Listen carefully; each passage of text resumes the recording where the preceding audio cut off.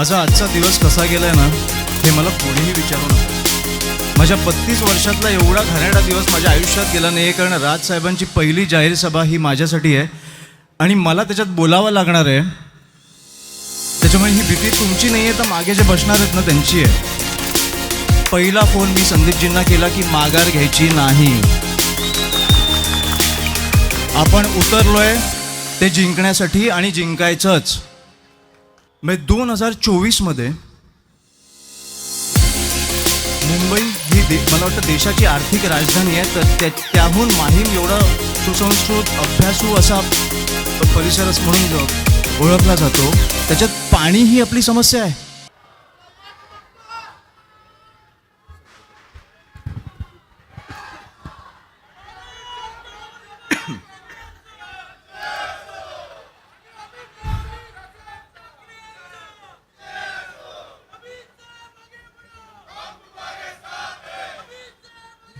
साहेब येत आहेत, साहेब येतात, त्याच्यामुळे मला पण लवकर आटपायला लागणार आहे। जमलेल्या माझ्या बांधवांनो, भगिनींनो आणि मातांनो, पहिल्यांदाच मला असं बघत असाल ना तुम्ही। माझा आजचा दिवस कसा गेलाय ना हे मला कोणीही विचारू नका।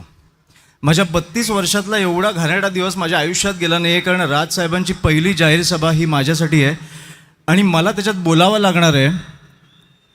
त्याच्यामुळे ही भीती तुमची नाही आहे, तर मागे जे बसणार आहेत ना त्यांची आहे।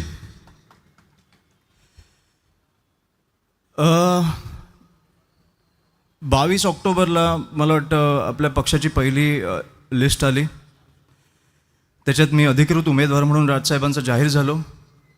त्याच्यानंतर जे चालू आहे ते माझं ऑटो पायलटवरच चालू आहे, कारण एवढे मुलाखती एवढे भाषणं मी आयुष्यात कधी दिली नाही आहेत।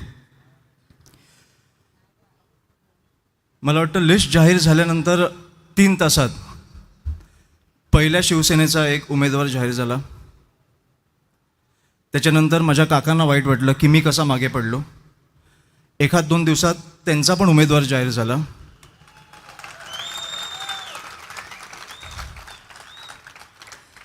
तो उमेदवार जाहीर झाल्या झाल्या मी पहिला फोन हा संदीपजींना केला। तुम्ही आत्ता पण विचारू शकता, आमच्या संदीप देशपांडे सरांना केला, कारण मी बातम्या ऐकायला लागलेलो की कुठेतरी वरळीमधनं माघार घेतली तर आम्ही माहीममधनं माघार घेऊ। हे फक्त बातम्या येत होत्या, मला माहीत नव्हतं खरं आहे की खोटं आहे। पण पहिला फोन मी संदीपजींना केला की माघार घ्यायची नाही, आपण उतरलोय ते जिंकण्यासाठी आणि जिंकायचंच। आठवतं ना सर?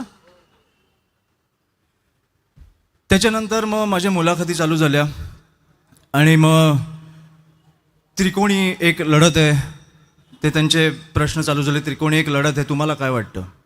हे त्रिकोणी नाही आहे, माझ्यासमोर एक तर 5 किंवा 6 उमेदवार आहेत। ते 6चे 600 जरी असले तरी मला फरक पडत नाही,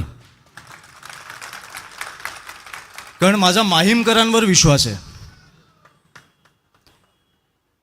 कारण आता खूप सहन केलंय माहीमकरांनी। मी इकडे 32 वर्ष राहिलोय। मी वेगळा फिरतोय, माझी मिताली माझी बायको माझ्यावर फिरते, माझी आई वेगळी फिरते, माझे सासरे फिरतात, माझी सासू फिरते, माझी आत्या फिरते, आम्ही सगळे वेगवेगळ्या ठिकाणी फिरतोय। आणि आम्ही मला वाटतं दुपारच्या जेवताना आम्ही भेटतो, कारण तेव्हाचा प्रचार बंद असतो। तेव्हा माझी आई मला एक गोष्ट सांगत होती की ती कोळीवाड्यात गेलेली आणि एका कोळी बांधवांनी तिला सांगितलं की ती मला वाटतं दुपार का संध्याकाळ होती, मला वाटतं त्या कोळी बांधवाने सांगितलं की आमच्या घरी पाणी नाही येते, आमची दिवाळीची पहिली अंघोळ नाही झाली आहे, त्याच्यामुळे त्याचं तुम्ही काय करू शकता का? हे मला ऐकल्यावर एवढं वाईट वाटलं। मग 2024 मध्ये मुंबई ही मला वाटतं देशाची आर्थिक राजधानी आहे, तर त्याहून माहीम एवढा सुसंस्कृत अभ्यासू असा परिसर म्हणून ओळखला जातो। त्याच्यात पाणी ही आपली समस्या आहे। आपण ह्या मुद्द्यांवर निवडणूक लढतोय। आपले पोलीस बांधव असतील, मला वाटतं एकदा त्यांची घरं जाऊन बघा, जे आपल्या मुंबईला सुरक्षित ठेवतात, जे आपल्या महाराष्ट्राला सुरक्षित ठेवतात, त्यांचे घरं बघा जाऊन। बिचारे काय मागतात ते? त्यांचे स्लॅब्स पडत आहेत, बिल्डिंग कोसळायला आलेत, ते ज्यांची सुरक्षा करतात ते असुरक्षित आहेत. कोळी बांधव, मला अनेक कोळी बांधव मला भेटले जे बोलले की आम्ही सकाळचे मासे पकडायला जातो, पण पकडताना जास्ती करून कचराच साठतो त्या जाळीत.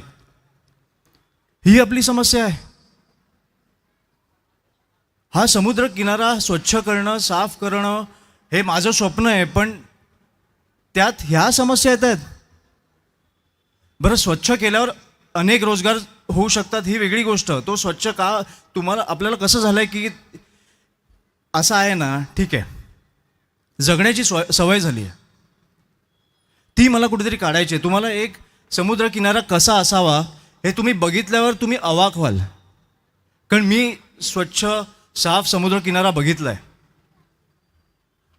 आणि मला वाटतं की प्रत्येकाने तो बघितला पाहिजे, प्रत्येक नागरिकाने तो बघितला पाहिजे, कारण तो निसर्गाने आपल्याला दिला आहे. तो ना सरकारने दिला ना आम्ही दिला आहे. माझं खरं सांगू तर मला ह्या गोष्टींच्या बाहेर जाऊन काम करायचं आहे. माझं विजन खूप मोठं आहे. पोलीस बांधव असतील किंवा आपले कोळी बांधव भगिनी असतील किंवा महिला असतील किंवा आजी आजोबा असतील, मला सगळ्यांच्या ह्या गरजा तर मी जिकडे जिकडे फिरतोय तिकडे जे विषय येत आहेत माझ्यासमोर हे सहजपणे सुटू शकणारे विषय आहेत. म्हणजे त्यांच्या गरजा पण मोठ्या नाही आहेत. तुम्ही मला एकदा एक संधी द्या, हे सहजपणे सुटणारे विषय आहेत. मी तुम्हाला एका महिन्याच्या आत हे सोडून दाखवतो, पण तुम्हाला 5 वर्षात काय होऊ शकतं ह्याचा तुम्हाला अंदाजा पण नाही आहे. गेले 32 वर्ष मी इकडे राहिलो. माझा आता मुलगा आहे 2 वर्षाचा. लहानपणापासून मला वाटतं अनेक लोकांना बघत आलो. मी माझ्या जुन्या घरी भेटत आलो, कारण साहेबांकडे खूप लोक यायची. त्याच्यानंतर मी माहीममध्ये फिरताना मी चालतच फिरतो, मला गाडीची आवश्यकता लागत नाही. मी सिद्धिविनायकला जातो, अनेक ठिकाणी ऑफिसला जाताना मी चालतच फिरतो.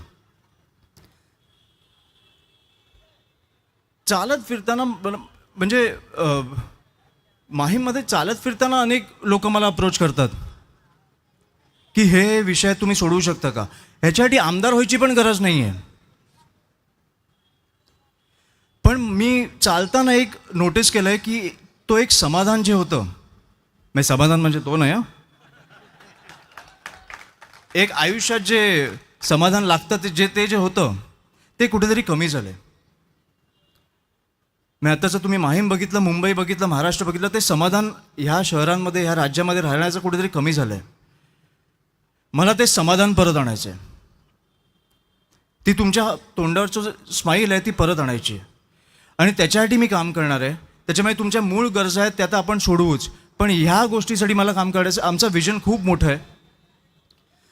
म्हणून मला वाटतं येत्या 20 तारखेला रेल्वे इंजिन या निशाणीवर 1 नंबर दाबून तुम्ही मला भरघोस मताने निवडून द्यावं ही माझी ईश्वरचरणी पण इच्छा आहे आणि तुमच्याकडनं पण अपेक्षा आहे. आणि हेच बोलायला मी तुमच्यासमोरच आलो आहे. मी जास्त बोलणार नाही कारण साहेब पण येत आहेत, त्याच्यामुळे एवढं बोलून मी थांबवतो. जय हिंद, जय महाराष्ट्र.